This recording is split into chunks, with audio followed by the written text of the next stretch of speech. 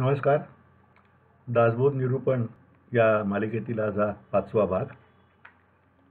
5व्या भागाची आपण सुरुवात पहिल्या दशकातील 10व्या समासापासून करतोय. या समासाचं नावच नरदेह स्तवन असं आहे. इतर संतांनी नरदेहाचा तिरस्कार निर्माण करण्याचा प्रयत्न केला. समर्थ बोध एकमेव संत असे की ज्यांनी सांगितलं की तुम्हाला परमार्थ करण्यासाठी सुद्धा सुदृढ नुसता नरदेह नाही तर सुदृढ नरदेह आवश्यक आहे. आणि त्यासाठी बलोपासना तिने सांगितली, हनुमंताची उपासना सांगितली, ते पुढं. पण ह्या पहिल्या दशकातल्या 10व्या समासात नरदेहाचं महत्त्व समर्थ आपल्याला वर्णन करून सांगतात. धन्य धन्य हा नरदेहो येथील अपूर्वता पाहो. या नरदेहाचे नि आधारे नाना साधनांचे नि द्वारे मुख्य सारसार विचारे बहुत सुटले. या नरदेहाचे नि संबंधे बहुत पावले उत्तम पदे अहंता सांडून स्वानंदे सुखी झाले. परमार्थाचा प्रवास करताना अनेक संतांनी नरदेहासंबंधी तिटकारा उत्पन्न करण्याचा प्रयत्न केला आहे. आणि या समासाचे नावच मुळी समर्थांनी नरदेहस्तवन सेवून त्यात नरदेहाचे म्हणजेच मनुष्य जन्माचे आणि त्यायोगे प्राप्त होणाऱ्या मानवी शरीराचे गुणवर्णन केले असून त्याला वंदनही केलेले आहे. वरवर पाहणाऱ्याला हा विरोधाभास वाटेल, पण वस्तुस्थिती तशी नाही हे आपण लक्षात घ्यावे. संतांनी जी देहाला नावे ठेवलेली आहेत ती शरीराला नसून त्यात निर्माण होणाऱ्या विकारांच्या अधीन जाणाऱ्या विकार विवस्थेला ठेवलेली आहेत.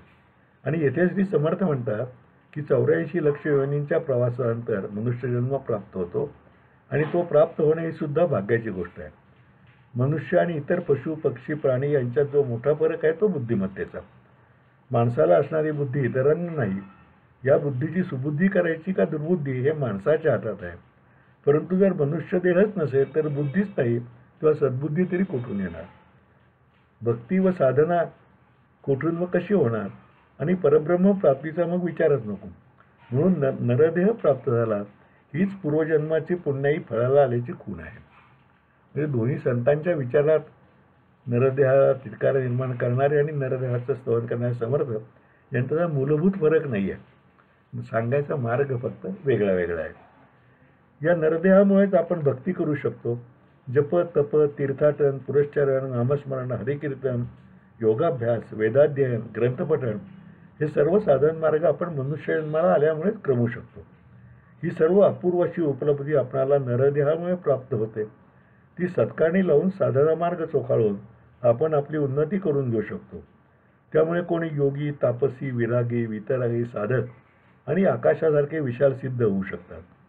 अनेकांना अदृश्य होणे भविष्य जाणणे पाण्यावरून किंवा हवेतून प्रवास करणे पशुपक्षावर सत्ता गाजवणे वाचा सिद्धी जलसिद्धी वायुसिद्धी अशा अनेक तऱ्हेच्या सिद्धी प्राप्त करून घेतात.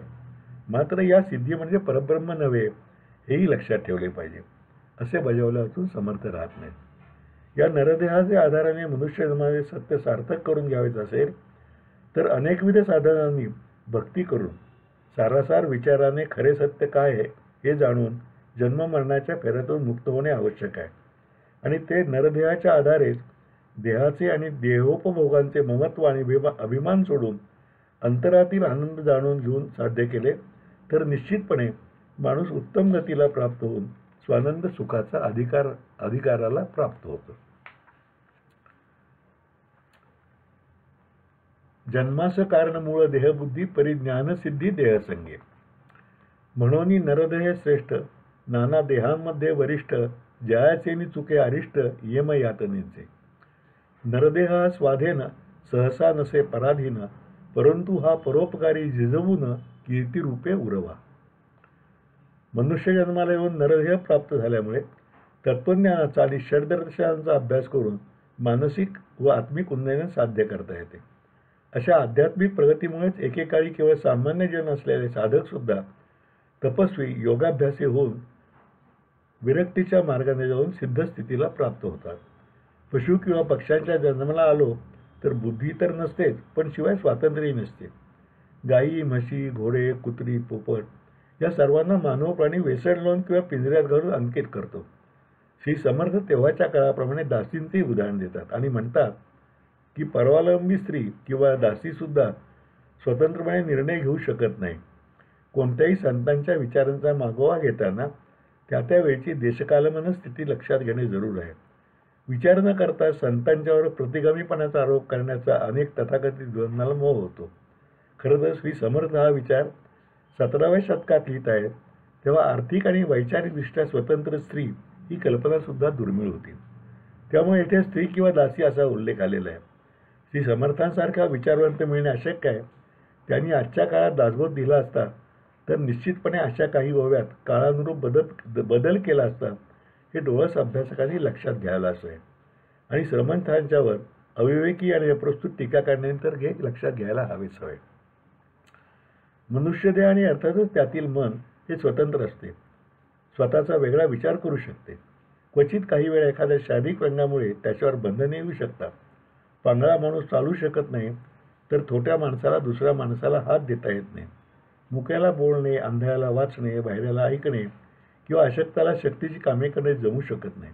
पण तरीही काही प्रसंगी प्रयत्नांची पराकाष्ठा करून त्याला त्या व्यंगावर मात करता येते किंवा ते असूनही इतर इंद्रियांच्या सहाय्याने तो कार्य, साधना आणि भक्ती करू शकतो.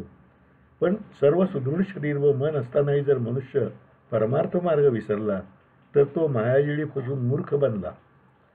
श्री समर्थ म्हणतात, सांगा निरदेह जोडले आणि परमार्थ बुद्धी विसरले ते मूर्ख कैसे भ्रमले मायाजाळी. म्हणून सर्व देहामध्ये मनुष्यदेह आणि सर्व जन्मामध्ये मनुष्यजन्म श्रेष्ठ आणि वरिष्ठ आहे.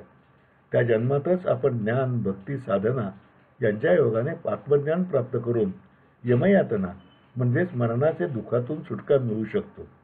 आणि असा हा स्वतंत्र स्वस्वाधीन नरदेह मिळाल्यावर आत्मज्ञान तर मिळवावेच, पण त्याच्याबरोबर तो परोपकारासाठी जीवन शक्य तितके इतरांच्याही उपयोगी पडावे.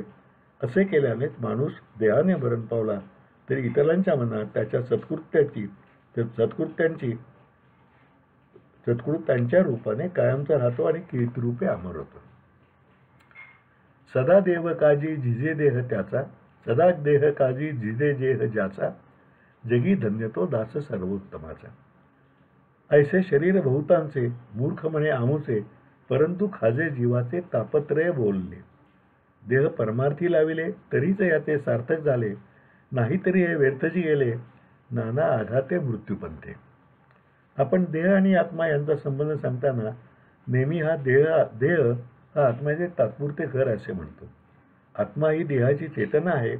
आत्मा नसला तर देह अचेतन, काष्ठवत म्हणजे निर्जीव ओंडक्यासारखा आहे. एक हिंदी कवी म्हणतो, देह का तोड के पिंजरा पंछी उड गया, पडे शरीर अचेतन गया मुक्त आत्मनवा.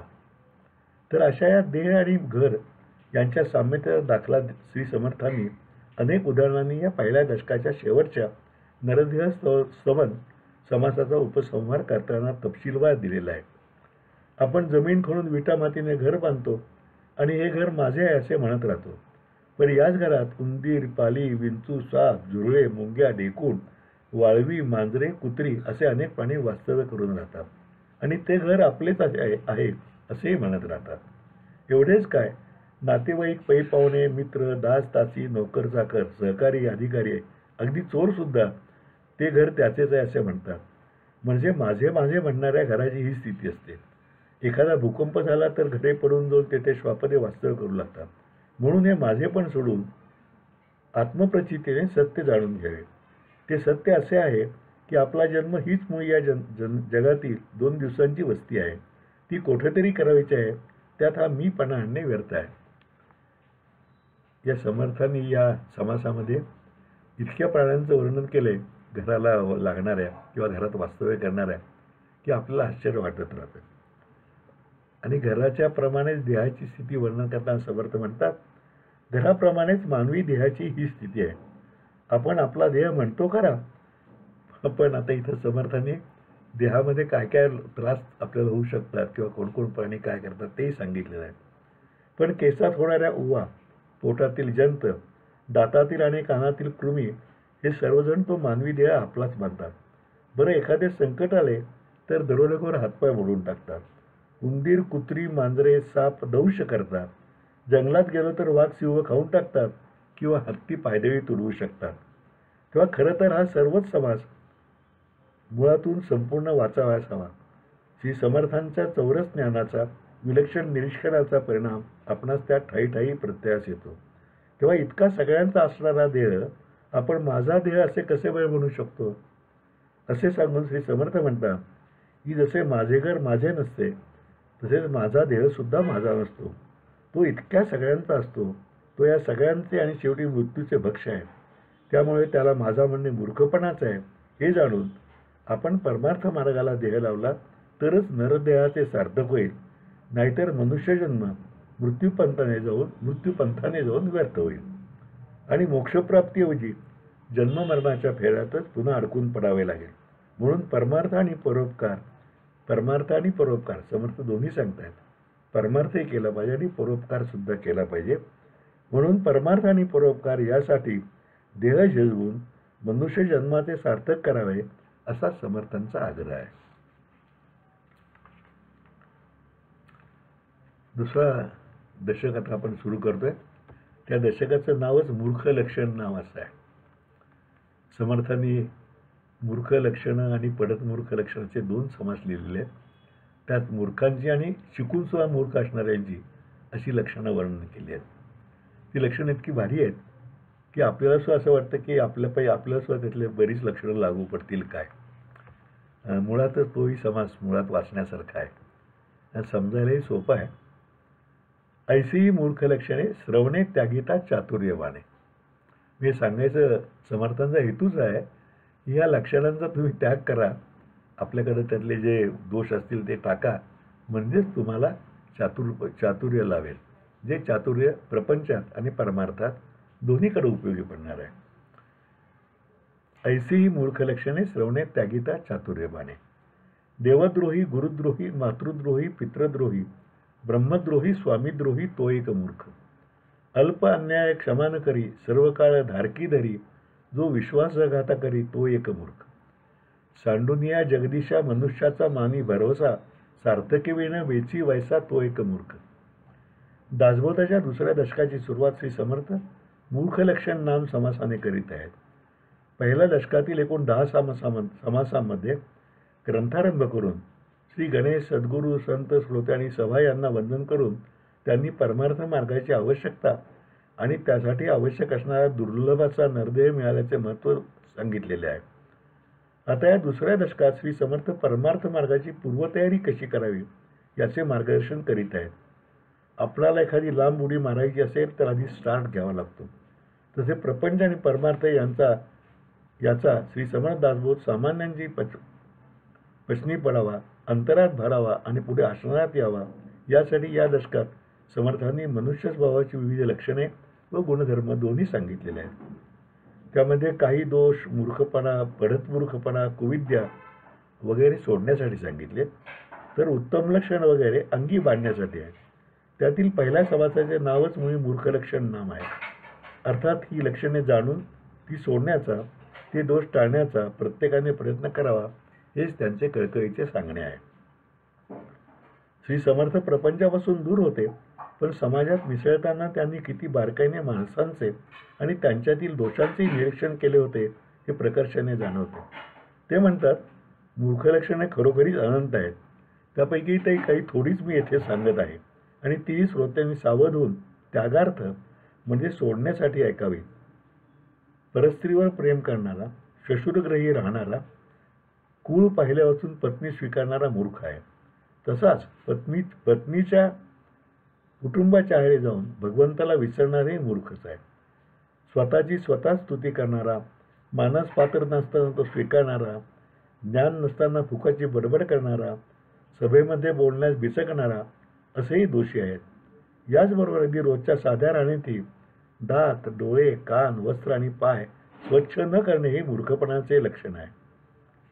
काम, क्रोध आणि मोह यांच्या सर्वस्वी अधीन होणारे जसे मूर्ख आहेत, तसेच स्वजनांचा घात करणारे आणि दुर्जनांची संगती धरणारे, माता, पिता, गुरु व परमेश्वर यांचा आदरसन्मान न करणारे आणि धनाचा विश्वासघात करणारे मूर्खच असतात. दुसऱ्याच्या लहानसहान चुकांना क्षमा न करता त्यांच्यावर सतत रोष धरणं हे दोषीच आहे. धनाचाही धनी म्हणजे सर्व जगताचा धनी जो परमेश्वर, त्याच्यावर श्रद्धा न ठेवता ऐरागेऱ्या माणसावर अंधविश्वास टाकणारा मूर्खच समजला पाहिजे. कारण तो आयुष्याचे सार्थक करायचे सोडून मनुष्य जन्म वाया घालवित असतो. तेव्हा श्रोत्यांनी असे जे दोष असतील त्यांचा त्याग करून चांगला माणूस व्हावे असे समर्थांचे सांगणे आहे. उत्तम लक्षणे घ्यावी, मूर्ख लक्षणे त्यागावी. अनितीने द्रव्य जोडी, धर्म नीती न्याय तोडी, संगतीचे मनुष्य तोडी तो एक मूर्ख. या चार जे त्यातले 4 भाग एका प्रत्येक ओळीचे आहेत. त्यातल्या 3 भागामध्ये समर्थांनी लक्षणं सांगितली आणि 4था भाग सगळीकडे कॉमन आहे, तो एक मूर्ख असा. दोघे बोलत असतात, तिसरा जाऊन बैसे तेथे, डोई खाजवी दोन्ही हाते तो एक मूर्ख. लक्ष्मी आलियावरी, जो मागील ओळखी न धरी, देवी ब्राह्मणी सत्ता करी तो एक मूर्ख. श्री समर्थांनी या समासाच्या 71 ओव्यामध्ये मूर्खांची जी लक्षणे सांगितली आहेत ती जीवनाच्या सर्व क्षेत्रात घडणाऱ्या चुकांची जणू सप्रमाणे यादीच म्हणावी लागेल. यामध्ये कुटुंबातील वागणे, व्यापार व व्यवहारातील वर्तन, वक्तृत्व आणि श्रोतृत्व, जगाशी व्यवहार कसा करावा, शरीराचे आरोग्य कसे सांभाळावे, काम, क्रोध आणि मोह, मत्सर इत्यादी विकारांच्या अधीनतेचे वर्तन हे सर्व भाग समाविष्ट आहेत. इतकेच नव्हे तर पुस्तकाचे ते नीट सांभाळण्याचे आणि कसे वाचावे याची मार्गदर्शन करणाऱ्या त्यांनी ओवी लिहिलेली आहे. समर्थ म्हणतात, अक्षरे गाळो न वासी, काते घाली पदरीची, निगान करी पुस्तकाची तो एक मूर्ख. आपण वाचिना कधी, कोणास वाचावया न दे, बांधून ठेवी बंदी तो एक मूर्ख. म्हणजे किती बारीक सारीक विचार समर्थांनी केलेला आहे हे आपल्याला लक्षात येतं. वाचन करताना अक्षरे गाळू नयेत किंवा पदरशी घालू नयेत आणि ग्रंथांची नीट निगा राखावी. आपण वाचायचा नाही आणि दुसऱ्याला वाचायला द्यायचा नाही आणि केवळ बांधून ठेवायचा असा ग्रंथसंग्रह त्यांच्याशी मूर्खच म्हणावा लागेल. आजकाल नवश्रीमंतांचे बंगले किंवा फ्लॅटमधील हॉलमध्ये शोभिवंत बुककेस केलेली असते आणि त्यात रामायण महाभारतापासून पु ल देशपांडे, व पु काळे, शिवाजी सावंत, कुसुमाग्रज अशांचे ग्रंथ देखणेपणाने मांडलेले असतात. त्या घरात त्यांचं वाचन नसतंच, तर केवळ आम्ही किती सुसंस्कृत आहोत हे दाखवण्याचा अट्टहास असतो. अशांनी या वाचून बोध घ्यायला पाहिजे. कामापुरता मामा असे वागणारे, बायकाशी भांडणारे, हाताला लागेल ती वस्तू विचार न करता मारणारे, रागामुळे स्वतःचे पैसे दुसऱ्या देऊन परद्रव्याचा लोभ धरणारे, घरात सुंदर पत्नी असताना परद्वार करणारे, विनाकारण सतत चिंता करणारे, वाईट वस्तीत राहणे आवडणारे, स्वकीयांना विसरणारे अशी मूर्खपणाची अनेक लक्षणे श्री समर्थांनी दिलेली आहेत. त्यांचे प्रपंचांचे निरीक्षण किती बारकावायचे होते आणि मनुष्य प्राणी कोठे कोठे कसा चुकत असतो यावर त्यांनी किती बारीक नजर आहे हे यावरून सहजपणे समजते. इंग्रजीमध्ये एक म्हण आहे, 2 is a company, 3 is crowd. आता ही म्हण अलीकडच्या काळातली आहे, पण समर्थांनी तेव्हा काय म्हणले बघा, दोघे बोलत असतात तिसरा जाऊन बैसे देते, डोई खाजवी दोन्ही येते तो एक मूर्ख. म्हणजे समर्थांनी आज आधुनिक जे सांगतात ते समर्थांनी तेव्हा सांगून ठेवलेलं आहे. दोघं बोलत असताना तेथे आगंतुकपणे जाणारा मूर्ख आहे. म्हणजे समर्थांचे विचार सर्वव्यापी कसे होते आणि सर्वकालिक कसे आहेत हे दिसते याच्यावरून. अनितिमान मार्गाने पैसे मिळवणारा आणि त्यासाठी धर्म, नीती, न्याय आणि जवळची माणसे यांचाही त्याग करणारा माणूस मूर्खच समजला पाहिजे. आणि श्रीमंती आल्यावर पूर्वीचे ऋणानुबंध विसरणे आणि देव व विद्वान यांचा अनादर करणे हेही मूर्खपणाचेच आहे.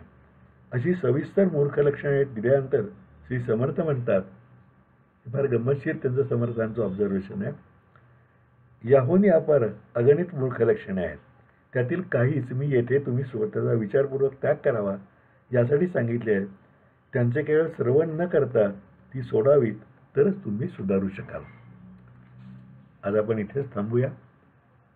मूर्खांच्या या लक्षणांचा आणखीन आपण विचार करावा. कदाचित आपण आरशात पाहिलं की आपल्याला इथली काही लक्षणं निश्चितपणे लागू होतील असं वाटतंय. अर्थात मी सुद्धा त्याला अपवाद नाही. आज आपण इथेच थांबूया. उद्या पुढचा भाग आणि पूर्वीचेही भाग मी यूट्यूबवरती माझ्या अरुण गोडबोले या चॅनलवर टाकलेले आहेत. ज्यांचे राहिले असेल तेही बघायला हरकत नाही.